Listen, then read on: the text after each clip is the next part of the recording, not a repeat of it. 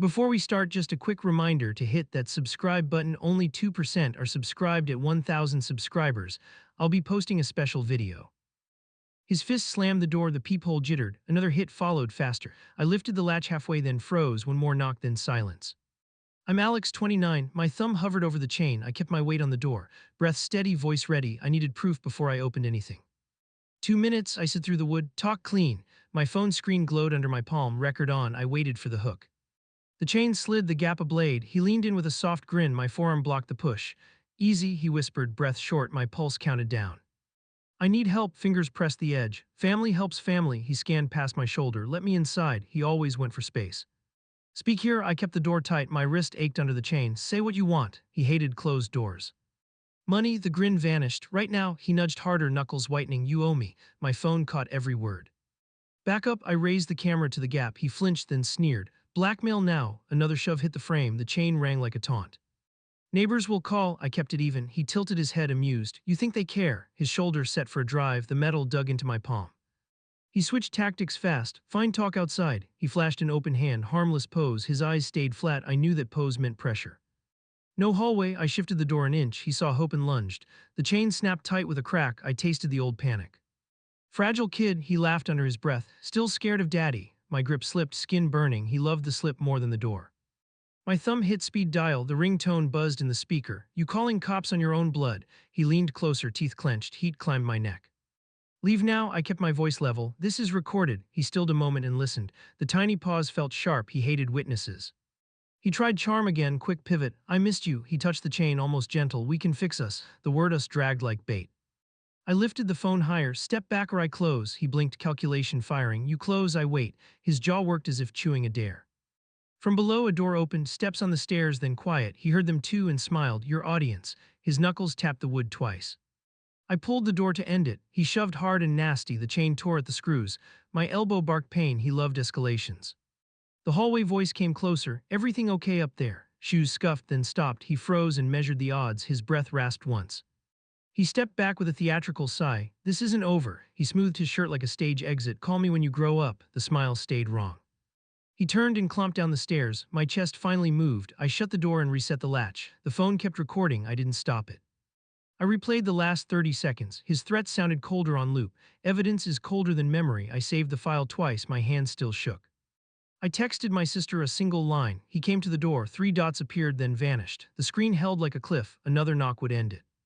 I walked to the peephole and watched the landing. Empty now but charged. The chain clicked under my thumb. I kept it on. Something told me he liked tests. I hit call before my hand stopped shaking. The neighbor's door clicked behind me. Footsteps retreated down the stairwell. I kept my eyes on the landing. I needed a witness if he returned. My sister picked up on the first ring. Are you hurt? Her voice carried a sprint. No, I answered, jaw tight, but I'm done playing nice. Lock everything, she breathed. Start the paper trail. I nodded, though she could not see it. Send me the file, she urged. I pressed share and waited for the checkmark. Knuckles rapped below like a dare. I stepped back from the peephole on instinct. Silence swelled after 3 taps. My chest counted. He liked leaving echoes. I walked to the elevator and jabbed the button. The door slid open too slowly. I rode down with my phone raised. Lobby camera in view. Proof beats memory when nerves lie. The concierge looked up at my face. You need help. I slid the clip across the counter. He watched without blinking. We call it in now. Dispatch will ask if he's armed. The concierge lifted the receiver. I forced air through my nose. I didn't see anything. The line clicked alive like a fuse.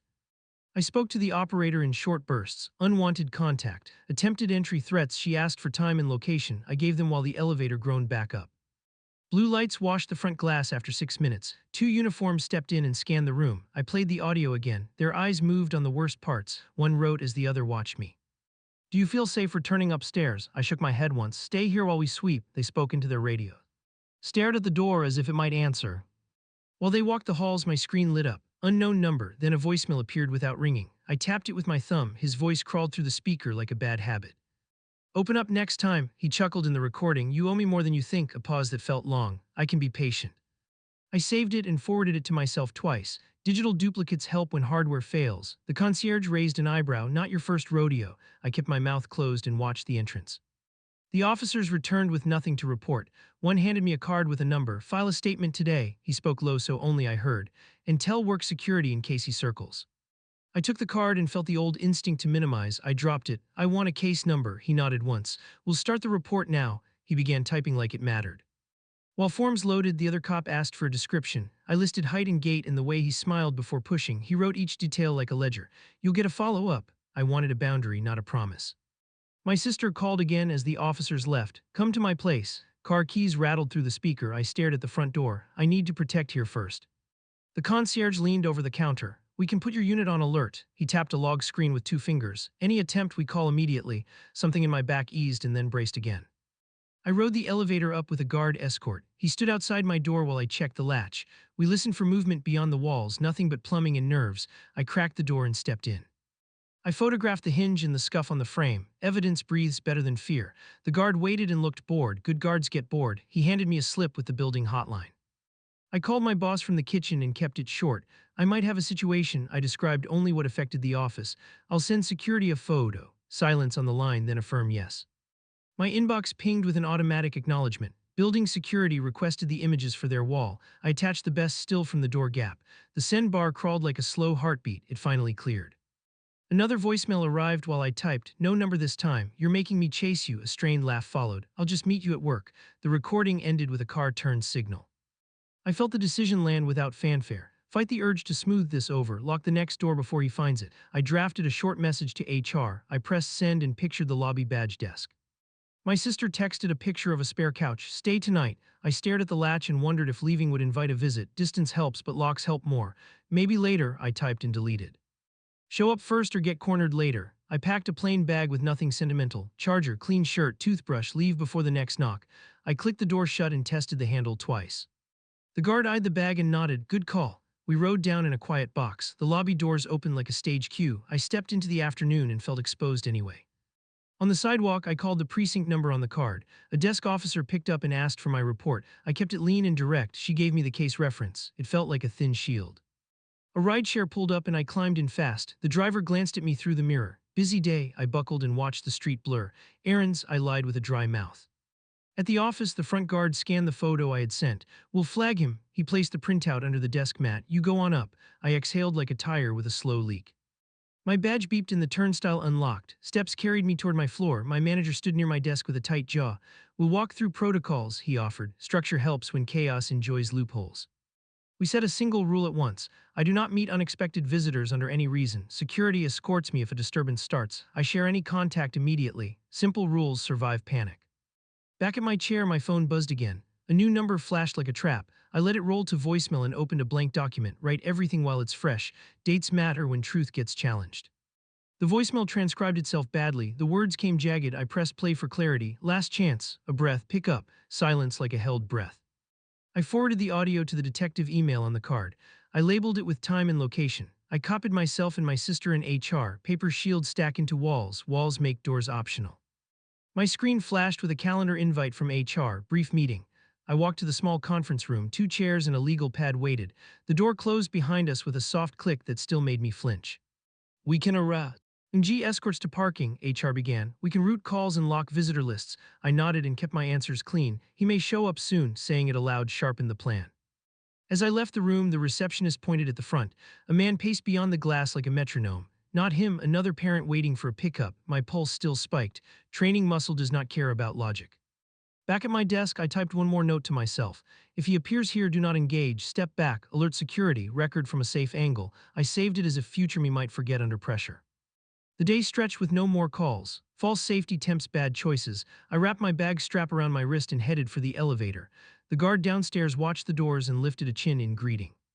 Outside, air tasted like metal. My shoulders lifted and refused to drop.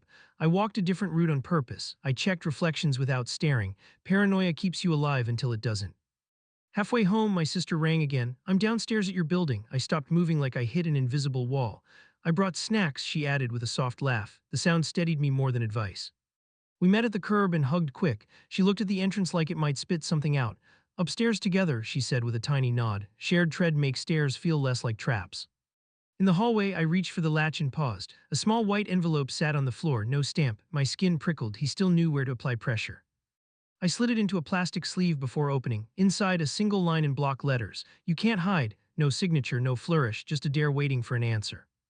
My sister stared and swore under her breath. Call it in. I photographed both sides on the welcome mat. We filed the images into our shared folder. Habits become armor when apologies never arrive. I forwarded the photos to the same detective email. Subject line simple and loud, fresh threat at residence. I hit send and felt that familiar hum in my limbs. Action beats fear when fear loops. We stepped inside and I relocked everything. My sister checked windows and corners with practiced economy. We did not talk about childhood or patterns. We moved like a team in a drill. She opened the fridge and raised an eyebrow. You ate today? I shrugged and grabbed water. My mouth felt like chalk. She handed me a protein bar as if issuing gear. Before we sat, I set my phone on the table, voice memo armed and ready. If the bell rang, I would document. If nothing happened, I would still have a log, prepared beats lucky by a mile. We waited and listened for footsteps and door buzzes. Nothing came. The quiet felt loaded, not gentle. I knew lulls like this. Pressure always builds before the next push. The desk phone flashed red and kept flashing. I stood up so fast my chair rolled. The receptionist's voice came through tight. He's downstairs asking for you. My throat dried and then steadied. Follow the plan. I grabbed the printed notice and walked. The badge gate clicked as I passed. Two officers met me near the elevators. We moved as a unit toward the front. Through the glass I saw him performing, relaxed shoulders, careful smile, hands open. He pointed to a framed award and chuckled. The guard at the turnstile didn't smile back. He spotted me and brightened like we were meeting for lunch. You look busy, he called to the air. I stayed a good distance. We can talk right here. He drifted closer like gravity. Stop at the line. I lifted my phone and hit record. The nearest officer raised a palm. My father tilted his head and laughed. Recording your own family bold. State your purpose. I kept my stance clean. He rolled his eyes like I was dramatic. You've got my wallet and a few documents. He sniffed once. Hand them over. You left nothing with me. I kept the lens pointed. He turned to the guard with a wounded look. She loses things when she panics. His smile asked for agreement and got none. A couple of coworkers slowed behind the metal detectors. He saw the audience and pitched his voice up. I just want a conversation. He spread his arms as if inviting a hug. I watched his feet, not his hands.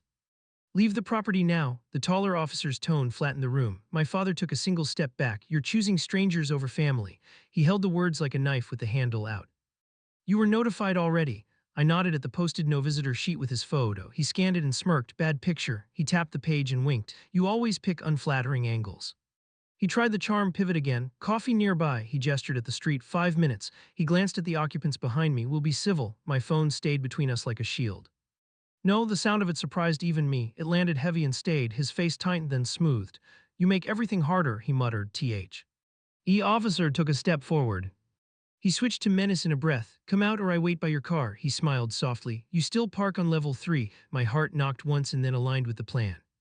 Escort to the garage, I said without turning. The officers positioned themselves so he could see the arrangement. He snorted and shook his head. Overkill for a chat. The front desk picked up a phone. Sir, you have to leave. The building manager spoke without blinking. This is trespassing now. My father's jaw worked. He glanced at the camera above the door. He calculated and stalled. He leaned close enough to blur the glass. You're not special, he hissed through his teeth. You're still the kid who cried. The microphone caught every syllable. My grip didn't shift. The second officer moved to guide him out. He lifted both hands and backed toward the sidewalk. I'll find a better time. His smile returned like a mask. He drifted past the revolving door and lingered. We waited in the foyer while the manager called downstairs. Permission for the escort came fast. The officers looked at me for a choice, stairs or lift. I chose the stairs to avoid a trap. We stepped into the stairwell with quiet steps. Every landing I checked the handle before moving. My stomach flipped at level 3. I had changed floors this morning. He guessed wrong. At my vehicle, the officers scanned the row, nothing but concrete and humming lights. I popped the trunk with a thumb. They looked inside and stepped back. Routine beats adrenaline when adrenaline lies. Do you want a police car near your exit? I nodded once. Please. One officer radioed the request. The other waited for movement at the far ramp. Empty lanes still felt watched. We rolled up together toward the street. A squad car idled by the exit. My father lingered across the avenue pretending to text. He glanced up and clocked the convoy. He pocketed the phone and drifted away. I pulled beside the cruiser and lowered my window. He knows where I park, the officer inside wrote quickly. We can vary your route. He nodded toward the lane. Go now. I took a slow left and merged into traffic. In the mirror, he was a shrinking speck. Shrinking isn't gone. My shoulders stayed high until the next light. I didn't let them drop.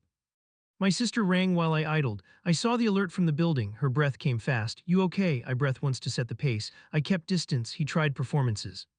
Do you want me to meet you? She was already moving. I pictured her keys near the door. Meet at the station, I answered. Paper first, then home. Order keeps panic from driving. At the precinct front desk, I handed over my phone. The clerk plugged it into a reader without ceremony. He watched the clip and did not react. Prints and signatures next, he said. I liked his lack of drama. A detective appeared with a folder and a short nod. We'll add a trespass notice to the workplace. He slid a form across the counter. Do you have other messages? I forwarded the newest recordings while he waited. He read the transcriptions and whistled under his breath. Consistent escalation. He tapped the paper twice. Parking threat matters. He circled the line and looked at me. This helps a judge understand risk. We'll request a temporary protection order. His voice was steady and brisk. You'll get hearing details by email. I signed where the sticky arrows told me to sign. The pen left a groove in my fingers. On the way out, my sister linked her arm with mine. Food first, she insisted like a coach. I shook my head and pointed downtown. One more stop, she groaned but turned the wheel. We parked near a phone store and went inside. I bought a starter line with a new number. She watched the setup like a hawk. Two-factor codes moved to the fresh device, locks on every account. Back in the car, she looked at me sideways. You ready to change your routine? I nodded and looked at the street. Morning gym around the corner becomes afternoon somewhere else. Flexibility over habit. We drove a different route home on purpose. I watched nothing more than necessary. I wanted to live inside the plan, not the panic. It worked until my old number pinged again. A voicemail without a caller ID hit the inbox. I pressed play on speaker. You think paperwork makes you brave? His voice came soft and mean. Let's see how brave at dinner time. I forwarded the file to the detective before fear could argue. Then I blocked the ghost number that left it. My sister exhaled through her nose. He's losing leverage. Maybe, cornered people claw. We reached my street and slowed. A sedan idled near the entrance with tinted windows. My stomach knotted. The engine revved once and rolled away. I memorized the plate without writing it down. Upstairs, we listened at the door before unlocking. The hallway carried no voices. I stepped inside and reset the alarm. My sister positioned a chair at an angle facing the entrance. We were not improvising anymore. My phone buzzed with an email chime. The detective's reply arrived in minutes. Temporary order filed. Carry the confirmation at all times. I read it twice and felt the smallest shift, not relief, direction. We set watches for 30 minutes on and off. I lay with my shoes on during my half hour. Every creak sounded intentional. Nothing happened and that felt like prelude, not safety. Near midnight, the intercom crackled with a broken buzz. My sister sat up instantly. We looked at each other and didn't breathe. Then the static flattened into quiet and held. We waited for the second buzz that never came. The lock rattled like someone had the key. My sister stood up fast, finger to lips. I raised the phone and hit record. The intercom stayed dead. Whoever it was wanted surprise. Who is it? I kept my voice steady. No answer. A second rattle, slower this time. My sister mouthed call. I dialed and set the speaker down. Police in building, I told the door. You're being recorded. A pause followed like a held breath. Then a soft scrape near the hinge. He was testing weak points. Delivery, a voice tried, too casual. Signature needed. My sister rolled her eyes and shook her head. Leave it, I answered. The voice cursed under the breath and faded toward the stairs. We waited through 10 slow seconds. Footfalls stopped one landing down. My call connected and I gave the unit number. Attempted entry right now, I added. The dispatcher told us to stay put. A text pinged my screen. Unknown number, meet me outside for 5 minutes. The timing snapped into place. He wanted me away from the camera inside. Old trick, new proof. I sent the screenshot to the detective and the concierge. Then I texted the building group chat one line. Do not buzz unknown deliveries for our floor. A neighbor replied with a thumbs up and the word watching. The intercom buzzed once and cut off. Then again, then nothing. My sister moved to the kitchen doorway and braced like a goalie. We kept the recording running and counted the quiet. Nothing moved. 2 sharp knocks landed 3 apartments down. A woman called out that she had company. The hallway kept our secrets for once. I lowered my shoulders a fraction. I did not relax. Sirens grew outside and then dimmed around the corner. A cruiser rolled past the window slice and stopped. My phone rang from the front desk. Officers are on your floor. We waited for the tap we were expecting. 3 knuckles hit and a voice called our names. I looked through the fisheye and saw uniforms. We let them in and showed the scuffed hardware. One officer measured the marks with a practiced glance. He wrote a time down. They checked the stairwell while we stayed behind the door. One returned with a cardboard envelope from the landing. No label, no stamp. He held it with 2 fingers and handed over a bag. Evidence kit, new routine. We sealed the note, then opened it with gloved hands. Inside, a single photo from years back at a school event. My face circled with a red marker line. The caption read, "Be ready tonight." It landed like a dare in the room. Document and store, the officer advised. We can increase patrol. He gave us a number to call directly for urgent threats. He looked at my sister. Stay in pairs when possible. We both nodded because we already had. They left and the apartment felt too quiet. I stood by the door and studied each screw, not paranoid, strategic. We called the concierge to request a maintenance check. Reinforce now, not tomorrow. While we waited, my phone vibrated with a voicemail alert. I put it on speaker and placed it on the table. You run to cops like a toddler, a breath. Grown-ups solve things in person. The line clicked off with an impatient sigh. I forwarded the audio and added today's timestamps. Every action felt procedural, which helped, but the message carried a different edge. He was angling for a scene without witnesses. That meant he would change tactics. The maintenance tech arrived with the concierge trailing. We signed a work order and stepped aside, metal bit into wood as he installed longer screws. The concierge stayed close and watched the hallway in silence. Good silence, ready silence. My sister's phone buzzed with a call from our mother. She stared at the screen and let it ring. Then a text arrived from the same number. He is upset, try to be kind. She showed it to me and bit her lip hard. I typed a reply I had rehearsed for weeks. All communication goes through law enforcement now. Do not pass messages. She read it and typed the same on her phone. Two mirrors, same line, no apologies. The concierge's radio crackled with a report from the front. A man matching the description loitered near the side entrance. The officers were circling back. We stepped into the kitchen again and went still. Waiting is active when danger is near. Glass clinked in the alley like a bottle hitting pavement. A shadow crossed the side window and disappeared. My stomach tightened. Then another sound, a low whistle traveling the bricks. He wanted us to know he was close. My phone lit up with a new text. Bring the recording down and we'll talk like adults. I stared at the sentence and felt something click into alignment. He wanted me to weaken my case by moving the scene, not today. I texted back 3 words with a proof photo. Court will handle. His reply came as a string of laughing emojis, then a final line. Court likes surprises. My thumb hovered over block and then pressed it. Down on the street, the cruiser chirped its siren twice. The concierge's radio announced an ID check. I pictured my father performing again with that easy grin, but performance melts under documents, that was the plan. Minutes later, the concierge knocked softly with an update. Officers took a statement and warned him off the property. He walked east, not west. He was avoiding the main cameras. He learned faster than we hoped. We split the rest of the afternoon into tasks. I created a folder labeled today and dropped every new file inside.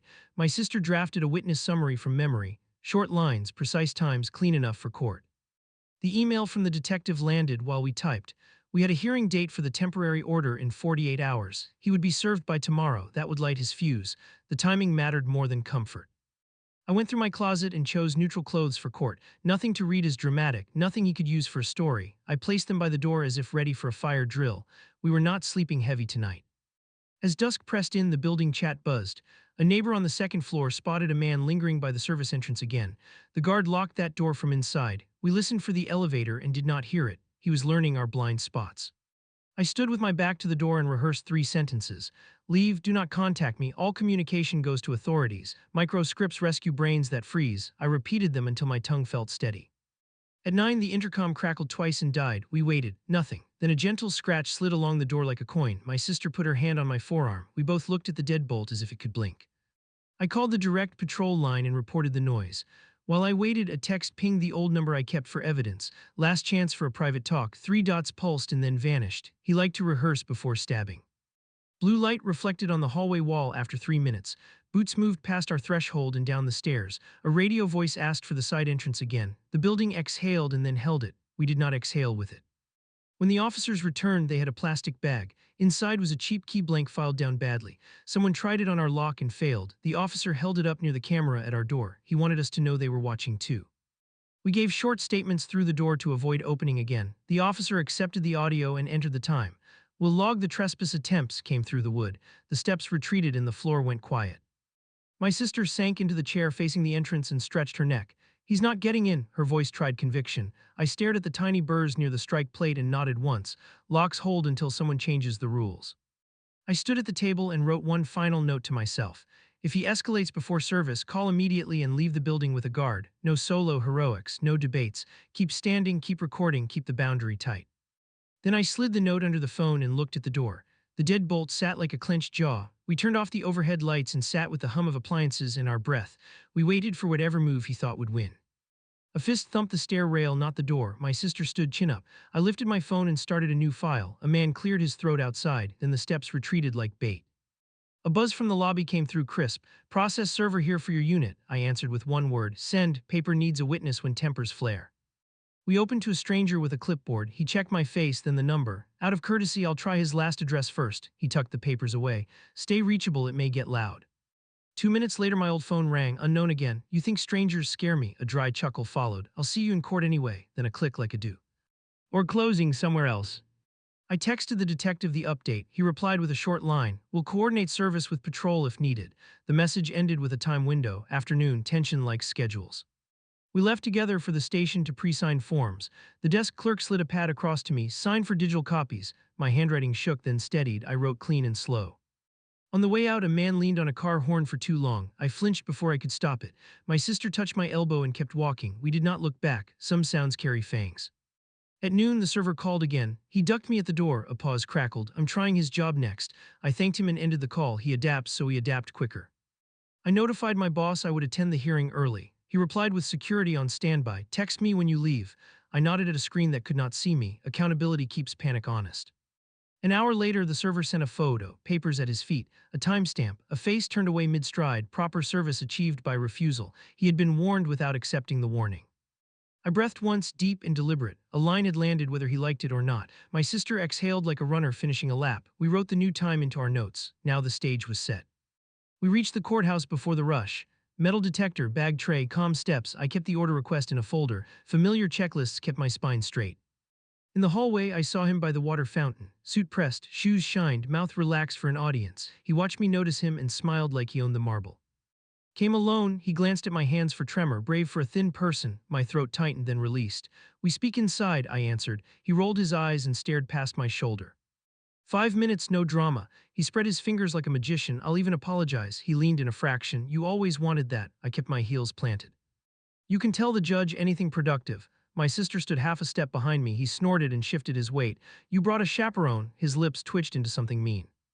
A bailiff walked by and slowed. My father noticed the uniform and softened his pose. See you inside. He smoothed his sleeves and turned away. He always preferred stages to witnesses. Our case number flashed. We entered the small room and sat. The judge scanned the file and looked up. Brief statements only. The air felt thin and hard.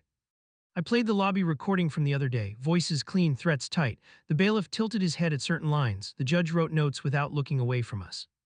My father crossed his legs and smiled at the judge. We have misunderstandings. He placed a hand on his chest. I am concerned for my child. He paused for effect. I stared at the table. The judge held up a finger. Do not address them directly. He nodded with an apologetic smile. Yes, Your Honor. Sugar coats knives, but knives still cut. I handed over the photo of the circled school image. The caption drew a slight frown from the bench. Be ready tonight. The judge read it twice. Then he looked at my father. Temporary order granted through the hearing, he announced. No contact of any kind. He looked at me. Carry this copy until you receive the formal one. Relief is not joy, it is room. We left the room together under the bailiff's eye. My father walked in the opposite direction, then turned back. He tapped the wall sign listing courtroom numbers. He smiled as if he had chosen it. On the street, the server texted congratulations with a shrug emoji. I replied with thanks and a photo of the stamped order. He wrote back one word. Good, I saved the thread. We crossed to the parking lot with measured steps. The patrol car that escorted us earlier stayed 2 rows over. My sister tossed me the keys before we reached the vehicle. Eyes up, she murmured. A sedan turned in fast and slowed when the driver saw us together. I knew the shape of his shoulders even at that angle. He rolled past like any commuter. My spine stayed wired. We drove a looping route home while I checked mirrors. I called the station to log the service and the order. The dispatcher attached my update to the file. If he approaches, dial immediately. Understood. At the apartment, a white envelope leaned against the door again, different handwriting this time. I snapped a photo before touching it. Inside was a gift card and a line, dinner on me, be adult. I bagged it for evidence and sent the image to the detective. Violation by third-party proxy came back quickly. Do not redeem. We added it to the folder labeled today. The folder was getting crowded. My mother called 10 minutes later. I let it ring twice before answering. He is hurting, she began. I cut her off gently. All communication goes through the case officer. We both went quiet. I raised you bet. Ter than this, she said with a sigh. I felt the old guilt try to stand. I pressed it down with one sentence. Respect requires safety. The silence on the line carried teeth. She hung up without goodbye. My sister stared at the ceiling and shook her head. She will keep trying. I nodded and blocked the number for the night. Boundaries protect even when hearts ache. An email pinged from HR. They had added my father's name to the banned visitor list. The receptionist would page security at the first attempt. Procedures beat charisma every single time. I wrote my 3 emergency lines on a sticky note and taped it near the door. Leave now, call now, record now. My mouth formed each one until they felt like muscle memory. At dusk, the intercom buzzed in a quick pattern, not our usual. I checked the camera and saw nothing. The screen blinked to black and back to static. Someone was gaming the system. I phoned the concierge line while my sister stood by with the baton we kept by the wall. We're sending maintenance to the panel, he answered. Stay off the buzzer. He sounded focused and ready. From the stairwell came a single step and a pause, then another step. Whoever it was moved like they wanted us counting. I lifted the phone and hit record again. My sister mouthed breathe. A knock landed 2 doors down. A man called out in a friendly tone. Delivery for 3B, then the sound of tape ripping, then paper sliding under someone else's door, probing the building, not just us. I texted the group chat to check 3B's status. A reply came quickly. We're away. Camera shows a man bending down. The guard marked the time. The patrol car looped the block. 10 minutes later, my old number lit with a blocked call. I let it go to voicemail and pressed play. Court papers are cute. A slow inhale followed. Let's see if you bring that energy tomorrow. The line cut without goodbye. I forwarded the clip to the detective with a brief note. He answered with a call this time. We're pushing for a same-day full order, he said. Your records help. I thanked him and kept my voice level. We set the couch watch again and traded 20-minute shifts. Every creak sharpened the plan rather than unraveling it. Halfway through my shift, the building lights flickered once. Not nothing, not random. The concierge radioed our unit directly. Electrical work on the block, he reported. We're on generator if needed. I moved to the door and listened. The hallway hummed like a throat clearing. Then came a text from an unknown local number, a selfie of him outside a diner 2 miles away.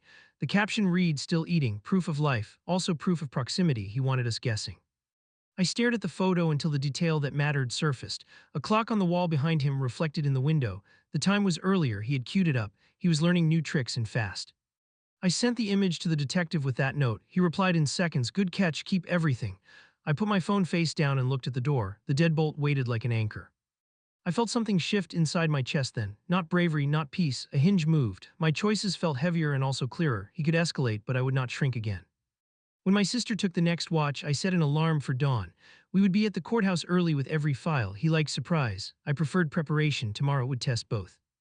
The alarm drilled me out of a shallow doze. I swung my legs to the floor. My sister was already lacing her shoes. We checked the go bag and the folder. We moved without talking because timing mattered. I called the station before we left. Walking in now. The clerk logged it quickly. Deputy will meet you near screening. We stepped into the morning and kept our eyes moving. At the courthouse steps, a man in a cap watched the line. I felt heat rise under my collar. He looked away when a bailiff glanced over. Not him, but not friendly either. We cleared the checkpoint and found the right room. Our number showed second on the docket. I set my phone to do not disturb. The files sat within reach. I breathed like a swimmer before a race. He appeared as if late by design, jacket perfect, hair flat. His gaze slid over me and landed on my sister, a quick smirk. Then he leaned on the wall and pretended to yawn. Don't look, my sister murmured. I looked anyway. He mouthed something small and sharp. I didn't lip read it. I didn't need to. I tightened my jaw and faced the door. A clerk opened the courtroom and called the first case. We stayed in the corridor with 3 strangers. One woman hid her hands in her sleeves. A man stared at his shoes. Everyone waited for their own storms. Our case number came next. We filed in and took the front row. The judge scanned a list and lifted an eyebrow. Counsel present. The prosecutor stepped forward with the packet I had built. He took the lectern and spoke in clear strokes. Harassment threats. K-place intrusion. He lifted a disc with clips, audio and visual. The judge nodded once. Proceed. Your Honor, I have statements. My voice came steadier than yesterday. He looked at me, brief. The room shrank to the table and the bench. My heartbeat slowed as if following orders. I played the recording from the building entrance with the volume up. The words came through clean. The part about the garage landed hard. The judge's pen paused in midair. He wrote something completely. Then came the voicemail with the fake diner selfie. I described the timestamp mismatch without flourish. The judge's mouth tightened. He asked the clerk to mark it. I anchored my fingers on the folder to keep them from shaking. My father approached the microphone with a practiced sigh. Miscommunication, he began. He smiled at the judge and spread his hands. No intention to harm. He glanced over at me as if inviting agreement. Explain the key blank, the judge cut in. He blinked once. I have no knowledge. The judge didn't look away, and the note circled with tonight. His smirk flickered. He pivoted to performance. This is an overreaction, a glance toward the gallery for sympathy. I love my child. He aimed the last word at the ceiling. The bailiff shifted weight and watched. The prosecutor stepped in with focus. Sir, did you send a card with a line urging dinner? He exhaled sharply. A courtesy. After papers were served, silence. He adjusted his cuffs twice. In the garage comment, the prosecutor leaned an inch. How would you know the level? He smiled without his eyes. Guesswork. My sister's knuckles whitened. The judge raised a hand for quiet. I am considering a multi-year order, the judge said. You may oppose it, but you will not minimize documented fear. The room dropped a degree. My father's cheeks tightened. He finally looked like someone without a map. Final remarks, the judge prompted. The prosecutor kept it short. Pattern, escalation, workplace risk. I met the judge's eyes and used 10 words. I want distance, I want safety, I want this to end. He nodded once and looked at my father. He tried charm a last time. Let's talk privately. His eyes brightened like that was reasonable. The judge stared at him long enough to boil steel. No. Order granted, the judge announced. No contact, no presence within 500 feet, no third-party messages. He tapped the file. Violations will result in arrest. The gavel was a dull knock. The word arrest echoed anyway. We filed out under the bailiff's view. My father lingered near the elevator. He watched me tuck the papers into the folder. Congratulations, he murmured, almost laughing. My sister moved between us without theatrics. The bailiff tilted his head toward the door. We moved. My father stayed put but called after us. Phone off, I'll find you another way. The bailiff turned back with a look that killed the grin. It didn't kill the promise in the words. In the lobby, the process server waited with a thumbs up. All sealed. He looked toward the hallway. Watch your back today. He wasn't being dramatic. Caution felt like oxygen. Outside, a patrol unit idled by the curb for escorts. The officer waved us into the crosswalk. We climbed into our car and locked the doors. My stomach unclenched half an inch, not more. We drove 3 blocks before the first text hit the old phone. A single period, then another, then 6 in a row. The buzzing became a hum. I let it run out like bad weather. At a red light, my mother's number flashed. I picked up because avoidance fuels guilt. Come to the restaurant around 5, she urged. Her voice carried nerves and sugar. We can settle this. I felt a wall rise inside me. All communication routes through the court, I said. She sighed. He is family. I looked at the traffic and pressed my tongue to the roof of my mouth. Family stops when harm continues. Silence stretched and didn't break. She hung up. I blocked that number for 12 hours and typed a note to myself. Unblock tomorrow. Boundaries can breathe, but not tonight, not with service fresh and a fuse lit. We stopped at the station to file the new messages. The clerk took my phone and scanned the lot. We'll mark the account for priority response. His hands moved quickly. Efficiency felt like armor. Back home, the concierge waved us over with urgency. Someone left this at your mailbox, he said. A small wrapped package sat on the desk. He hadn't opened it. He waited for my eye. We can call bomb squad if you want. My throat clicked. Let's x-ray, I managed. He nodded and dialed. We stood off to the side while a tech rolled in with a boxy unit. My sister pressed her shoulder into mine like we were tackling a sled. The image showed a cheap voice recorder and nothing else. We still bagged it for evidence. We rode up with security and checked the hall. Empty. My key slid in without resistance. Inside, I set the formal order on the table and took a picture with today's paper, belt and suspenders. He liked loopholes. We would give him none. The afternoon stretched like wire. I wrote a timeline with minute markers. My sister fielded emails and watched the building chat. A neighbor posted a photo of a familiar silhouette near the alley. The guard went to look. The silhouette evaporated like steam. At 4, my old number vibrated with a new voicemail. I hit play and heard only traffic for 8 seconds, then breathing close to the microphone, then one word low and ugly, coward. The message ended with a click that felt practiced. I forwarded it to the detective and called immediately. Stay put, he advised. Patrol is near you already, he paused. He is looking for a stage, do not give him one. I promised and kept my promise for once. Dusk crept over the block and with it came a pair of long shadows at the end of the corridor. We listened. My sister turned off the TV with her thumb and held the remote like a stone. The shadows didn't move. They didn't need to. They made their point. Then a tap at the door, not a KN. A fingernail. I lifted the phone and started a video. Leave now, I said through the wood. The tap became a scrape and then stopped. We looked at each other and waited for the next trick. The intercom flared to life with static. Package, a voice forced through, 2 words slurred. We had already seen this trick. I pressed the concierge line. No deliveries authorized, he answered fast. Copy that, officer on the way.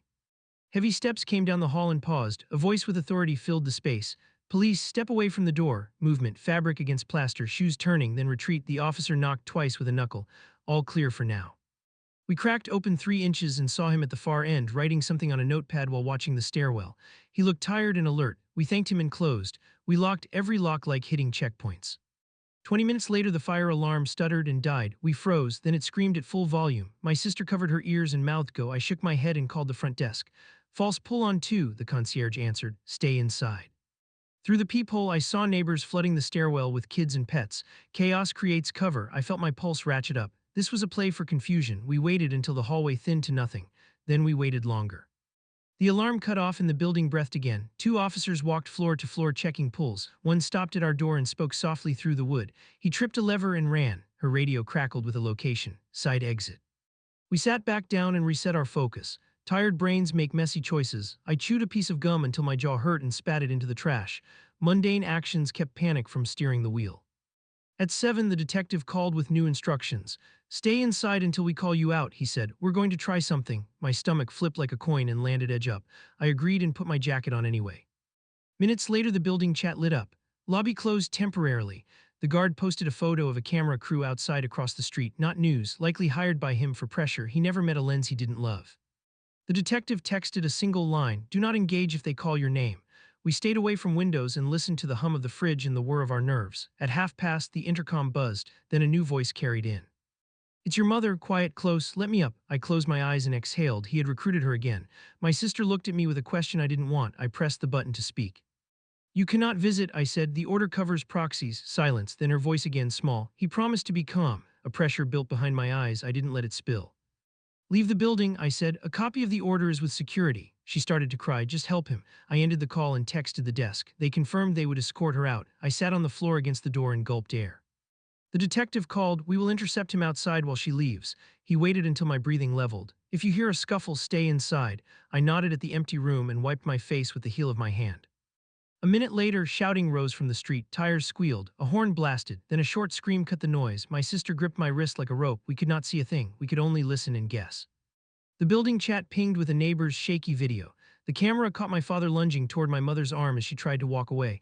Officers stepped in from both sides. He twisted. They moved faster. The cuffs flashed and then disappeared behind the cruiser door.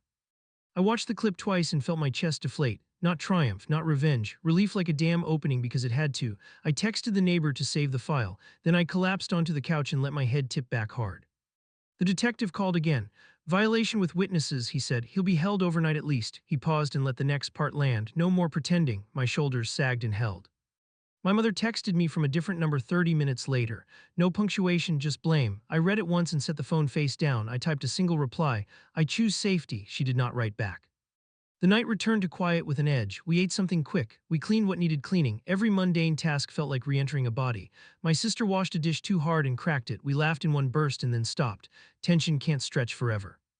At 10, the precinct emailed booking information and the first court date for the violation. I printed the page and slid it under the stack. I wrote a line at the bottom in block letters: "Do not open the door to ghosts." I walked to the door and placed my palm on the wood, warm from our bodies, strong enough for tonight. Unhooked the chain and considered leaving it off. My stomach clenched. I hooked it back and stepped away. Healing doesn't mean careless. Before midnight, the detective called one last time. "We'll deliver the full order tomorrow afternoon," he said. "You'll have it in hand." He paused. "We're adding patrols for a week." I thanked him and heard my own voice steady. When the apartment finally stilled, words bubbled up that I had swallowed for years. I stood in the kitchen and spoke them into the room. "I am not your echo." The sentence sat between dishes and notes. It didn't need applause. My sister squeezed my shoulder and nodded once. "Tomorrow we change the locks again," she said, "and get on with our lives." I smiled without showing teeth. That was the plan, not dramatic, just daily. I powered down the old phone and placed it in a drawer. The new line stayed on with emergency contacts only. I erased his last voicemail and did not save a copy. I didn't need reminders when my body already remembered. Sleep came in short pieces. Each time I woke, I listened for his tricks. None arrived. The building stayed calm. My mind learned a new lesson in the dark. Quiet can be earned, not borrowed. Morning would come with paperwork and logistics. The hearing for the violation would follow. There would be more forms and a few bitter looks, but something had shifted. The old grip had loosened enough for breath. I lay there and replayed the moment on the sidewalk. Handcuffs, not as justice, as boundary. He wasn't the authority anymore. He was a man facing his choices at last.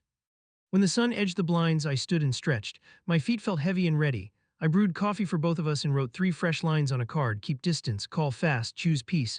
I tucked it into my wallet like an oath. We dressed for another bureaucratic day. Calm clothes, sharp minds. I looked at the folder and didn't feel small. I felt exactly sized to my life. No smaller, no larger, correct. At the door, I paused and flipped the chain down. I left it hanging, not as a gesture for anyone else, for me, for the version of me that had sat on the floor counting blows. The lock would hold either way. I would hold either way. We stepped into the hallway together and listened once. No scrape, no whisper, just the hum of a building waking up. We walked toward the stairwell and didn't look back. Forward was quiet and loud enough.